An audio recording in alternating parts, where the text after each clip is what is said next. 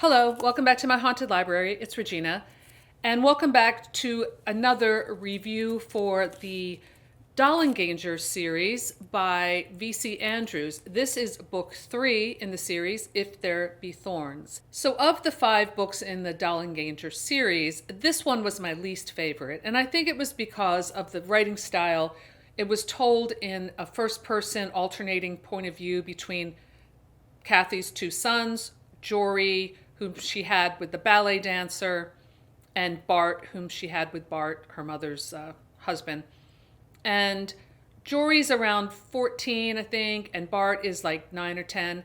And the writer tried to mimic, I guess, the thought patterns, especially with Bart, of a child and the speech of a child, and it just feels very awkward. It took me several chapters before I really got into it. And once I did kind of get adjusted to the writing style, I really enjoyed it. It was very much filled with the same wonderful soap opera-ish qualities as this is why you read V.C. Andrews. You know what you're getting into. And it does. Oh, and like my other reviews, this will have spoilers. So just wanted to warn everyone. But this really has that classic trope. I mean, going back to the Old Testament with Cain and Abel, of the good brother and the bad brother. And it plays it to the hilt.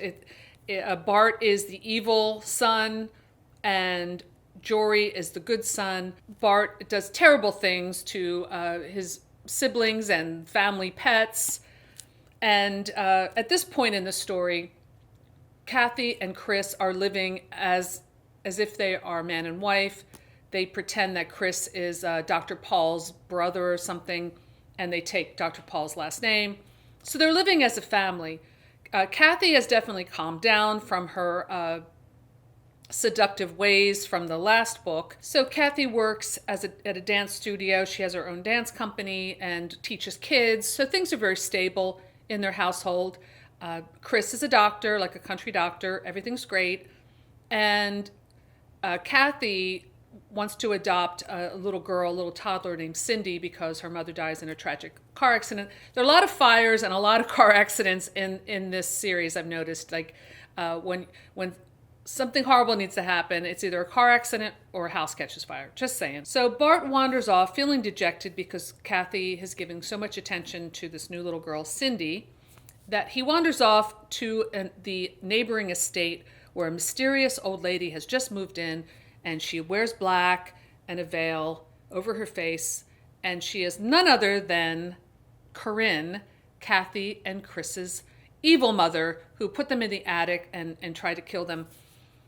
And Corinne was in a mental hospital, which is what happened in the last book, but now she's out and she's trying to make amends. She wears a veil over her face because she's now old and she's ashamed. And it's really funny in the TV movie because Heather Graham is still playing Corinne, and they put a little age makeup on her, but she still looks gorgeous. It's just, she's like, now I'm old. She wears her veil. The TV movie is really good. It's actually better than the book.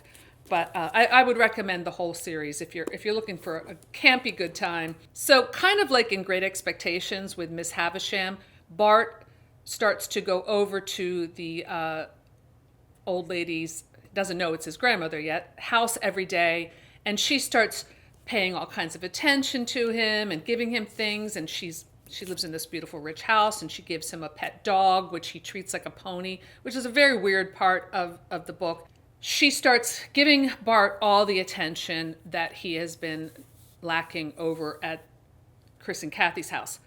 So he keeps coming over there every day and getting schooled, not only by Corinne, the grandmother, but by her butler, John Amos, who is this really evil man. He's this religious fanatic. He hates women, and he believes that he is the reincarnation of Corinne's father, something like that.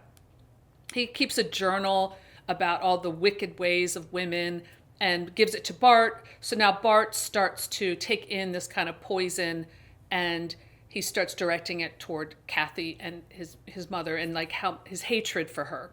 And for little Cindy, who he tries to drown in the kiddie pool. And he does horrible things to the pets And he's just a bad little boy.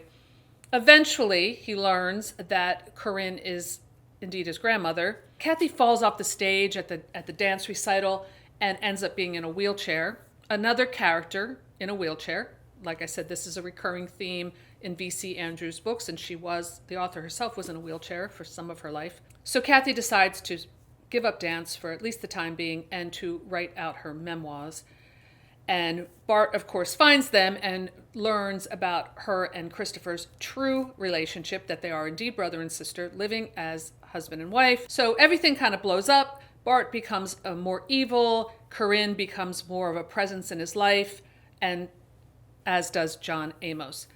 Eventually, Chris and Kathy both discover the truth, that it is Corinne living next door, and that she is actually trying to make amends with them. She has been on a path of redemption. She wants them to understand how sorry she is. And we do see a little bit of a different side to Corinne. Chris and Kathy, especially Kathy, don't want to forgive her. But then John Amos, Kathy goes over to confront, on her crutches, I think at this point. She goes over to confront Corinne. John Amos decides, well, all women are evil. He ends up knocking them both out cold, dragging them to the basement. So, of course, now Bart feels bad and he wants to save his mommy and his grandmother. But now that the house has caught fire, again, another house fire, seems a little repetitive at this point. Chris, again, plays the hero. He runs into the house to save Kathy and Corinne. He pulls them out, and Kathy is fine, but Corinne's clothes catch fire and she ends up dying outside of the house. And John Amos gets trapped inside and burns in his own personal hellfire. And Bart now has become the heir to the Foxworth fortune, and that will play out in the next 2 books. To really nice effect. Bart actually becomes one of my favorite characters in the series, as does Olivia, which is very interesting. Are you dying to play? Come here, bring him, go get him. So that is If There Be Thorns by V.C. Andrews, the 3rd book in the Dollanganger series. Next up we have Seeds of Yesterday, which I will be doing a review for soon. So let me know in the comments below if you've read any of these books. And that's all I have for today. Thanks for stopping by my haunted library, and I'll see you soon. Bye.